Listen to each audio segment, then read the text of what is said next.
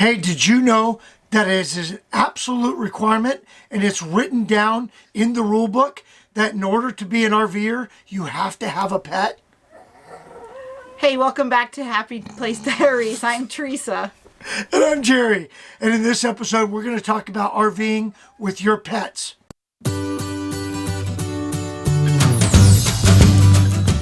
Say hi, Sid.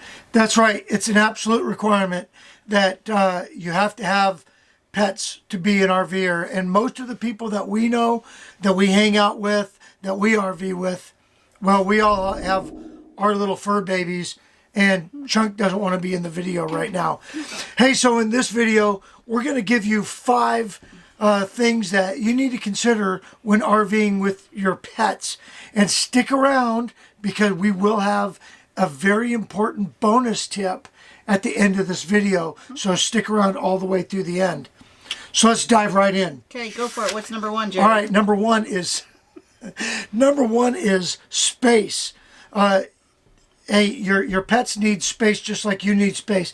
They need living space, they need sleeping space, and they need playing space too in your RV. So consider a space for them. Make sure that you give them their space so that they know that they're welcome in your RV. And number 2. Pet stuff. They come with lots of stuff. Toys, bones, beds, you name it. They come with lots of stuff. So make sure that you bring all the stuff for him. Hey, and our little guys have short little legs, and so we have to have stairs for them to get up on the bed. Yeah. So it's just part of all that stuff, and that stuff takes up. And their leashes and their collars and their the big leashes for outside. So, yep, just bring it. And all that stuff makes them comfortable, right? We want to make sure that they're part of our family, so we want to give them their stuff when they're here too. All right, next tip is Tip number 3. The next tip is medical documentations.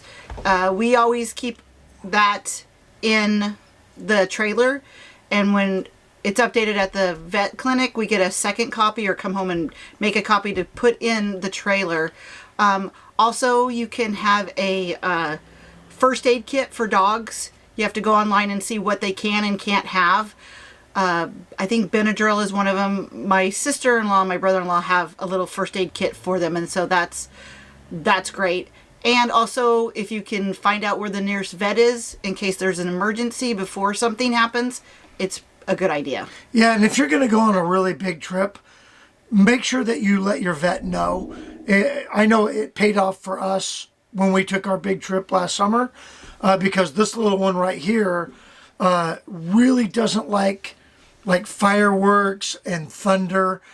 And we were in Lee Summit, Missouri, got a hold of our vet, and then they wired a prescription for her that we could pick up at Walmart.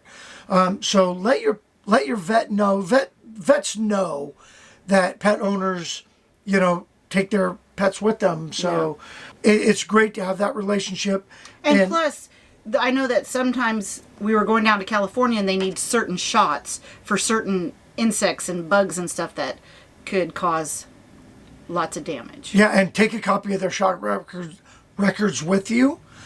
We know that one of the RV places that we didn't end up staying at, but when we were making the reservation, they required the shot records of your pet if you were coming from out of state.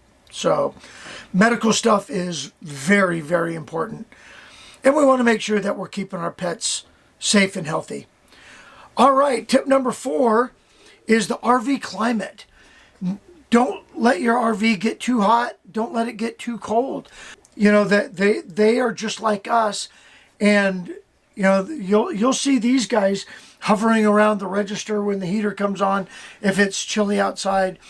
But it's really important if you're going to be away from your trailer to make sure that the AC is not going to go off if it's super hot outside, or keep the heater on if it's super cold outside. And that kind of goes with taking them for walks. Sometimes depending on the kind of dog you have, our dogs aren't very good in the snow. Their little pads aren't very adaptable to snow. So we have to be really careful. And when they go outside, we don't let them stay out very long, and we keep them dry and all that stuff. So make sure that your RV climate and how you're taking care of them in the different climates is right for them. All right, number 5. We'll tackle this one together. There's a lot going on here. You brought them. You need to take care of them. That's right. So there's a lot of information in that statement. But what we're trying to say is don't forget about your pets.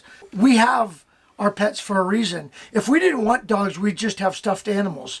And so we want to make sure that we're not abandoning them. We were at a campsite one time, and there was a great big dog, and he was on this great big chain, and they had him chained to a tree right next to the RV while they were all inside enjoying the air conditioning while they were, eating. And that's not or the the way. ones that were in crates during the night, and it got really cold in Oh yeah, that was, yes. Cove Palisades. So, right. If you're just going to bring your pet to put them in a cage and that's where they're going to stay the entire time that you're out having fun, that's no fun for us to watch. And it's not all about us, but, think about that. You wouldn't put your 9-year-old in a cage. So, treat them. Most campgrounds frown upon leaving your pets unattended. So don't leave them unattended. Now there's going to be times where you go into town for, a quick dinner or something, go to a nice restaurant, and you're going to leave your pets. But make sure that you take care of them. What we do is we make sure that the climate's right. We'll leave the TV or the radio on for them. And that also kind of creates a diversion so that they're not barking at anything going around the trailer. And we'll close our blinds so that they don't get distracted by things outside.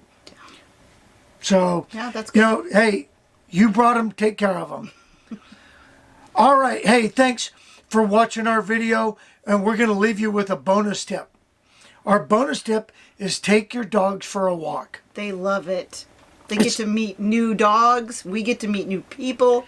Right. It's a great way to meet other campers.